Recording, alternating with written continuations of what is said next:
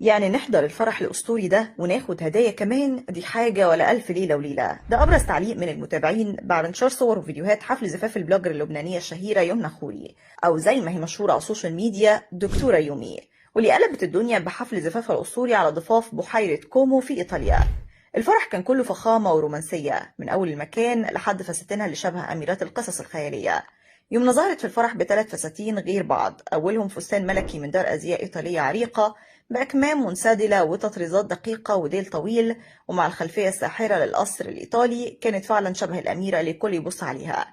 أما قبل الفرح اختارت فستان حورية البحر من مصمم عربي مشهور بلون الذهبي اللامع اللي خطف العيون وأبرز قوامها، وكانت ماشية كأنها طالعة من لوحة فنية. لكن المفاجأة كانت الهدايا اللي وزعتها على المعزومين.